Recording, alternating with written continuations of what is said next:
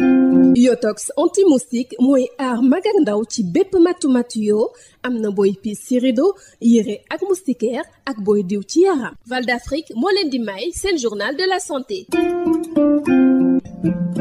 mbokk yi asalaamaaleykum dal leen jàmm ci xibaaru wérgi yaram mbirum wàllu gëstu ci xereñteef développement waaye itam coppite yi nga xam ne si moo di am ci wàllu wérgi yaram ci dënd bi nekk Afrique moom lañ doon waxtaane ci ñaareelu édition bu initiative bi ñu tuddee baatu Afrique ci wàllu science muy ndaje moo xamee ni si ñi ngi ko amaloon ci Saly mu dajale lu mat 20 champion yu jóge ci dëndu Afrique tey gëstu ci wàllu wérgi yaram bàyyi ko fu mel ni Kenya, Afrique du Sud, Côte d'Ivoire ak Sénégal gii défi yi nga xamee ni si bëgg nañ cee taxaw temm nag mu ngi aju ci naka la ñuy dencee waaye itam naka la ñuy saytoo échantillon yi nga xam ne si dañ koy am ci wàllu wér-gi-yaram rawatina données biologiques yi ngir taxawal ci biir continent bi ay weccente xalaat ci pratique yu baax yi nga xam ne si moom lañ fiy def ndax ci noonu la ñu mën a barale liñ naan souveraineté sanitaire fii ci déndu Afrique. Docteur Babacar Gueye moo yore wàllu planification gëstu ak li nga xam ne si moo nekk ay statistiques ci ministère bi ñu dénk wàllu wér-gi-yaram ak hygiène publique ñu déglu ko ci micro Moustapha Sall. dañu tànn ci Afrique rawatina si ñeenti réew Sénégal bokk si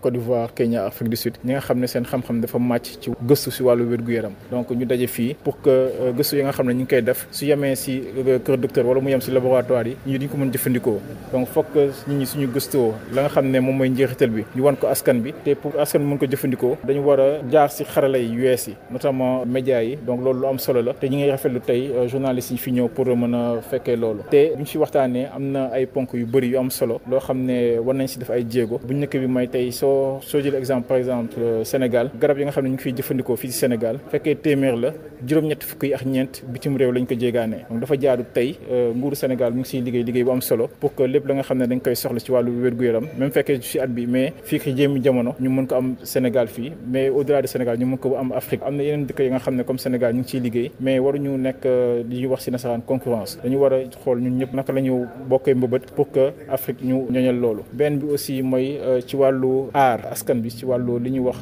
ay mbas gis nañ ne am na ay épidémies yi nga xam ne am na fii ci Sénégal donc loolu ñu ngi siy liggéey pour xool ci suñu réew ñi naka la ñu mën a aaree askan bi ci mbas wala mbas su ñëwee naka lañ koy mën gàttandoo pour que mu bañ a indi lor ci askan bi bu mujj bi mooy wàllu koom parce que soo nee gëstu dafa ànd ak koom donc wax nañ ne que koom dafa wàññeeku ci àdduna bi mais ñun ñoo war a xool ci biir dëkk bi naka la ñuy mobiliser secteur privé bi naka la ñuy mobiliser ñi nga xam ne dañuy dimbali ay dimbalikat lañ li ñuy wax ci nasaraan philanthrope wala mécène mais aussi naka la ñuy mën a def li ñuy wax financement innovant. fii la ñuy yem ak yéen ci xibaaru wér-gi-yaram mbokk yi jaageen jëf ñu jox leen dig daje ba beneen yoon.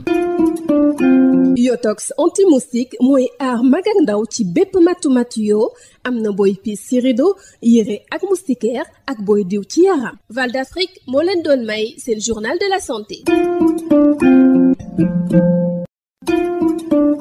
Yotox anti-moustique pour le corps, les vêtements, les rideaux et draps vous protège contre les moustiques chez l'adulte et l'enfant. Val d'Afrique vous offre votre journal de la santé.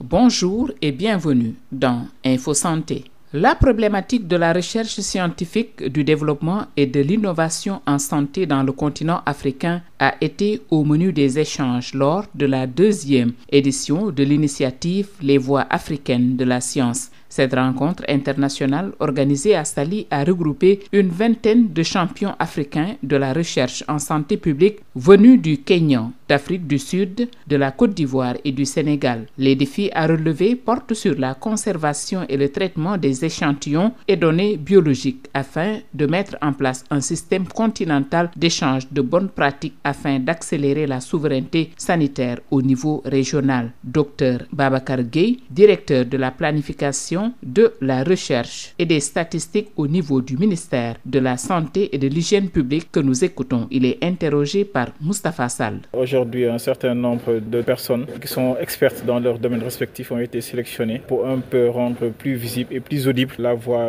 de l'Afrique dans le domaine de la science, tant dans le continent qu'au niveau global, c'est-à-dire qu'au niveau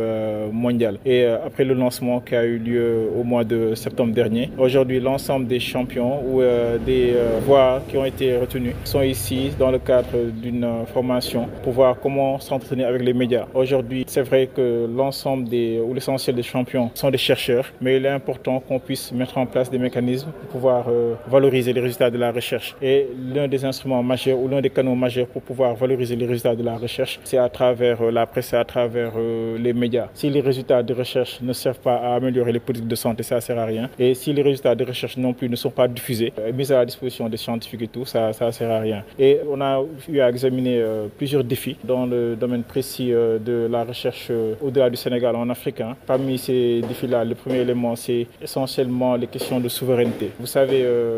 en Afrique, comme c'est le cas pour le Sénégal, au Sénégal, nous avons ce qu'on appelle l'agenda national de transformation qui indique des aspects liés à la souveraineté. L'un des éléments de souveraineté, s'agissant du secteur de la santé, c'est la souveraineté pharmaceutique. Quand on parle de souveraineté pharmaceutique, on met en exergue la production de vaccins et de médicaments. Aujourd'hui, c'est vrai que le Sénégal fait beaucoup d'efforts pour arriver à cette souveraineté-là, mais aussi en Afrique, il y a d'autres pays qui font ces mêmes efforts. Donc, il faudrait qu'on puisse travailler à mutualiser les efforts pour ne pas être entre pays africains dans la concurrence, mais qu'on puisse voir comment exploiter le marché africain. En Afrique, nous sommes 1,5 milliard d'habitants. Il est important qu'au lieu de faire de la concurrence entre les pays africains, qu'on puisse travailler à la mutualisation. Info Santé, c'est fini. Merci de l'avoir suivi. Nous vous donnons rendez-vous pour un nouveau numéro. Biotox anti-moustique pour le corps, les vêtements, les rideaux et draps vous protège contre les moustiques chez l'adulte et l'enfant. Val d'Afrique vous a offert votre journal de la santé.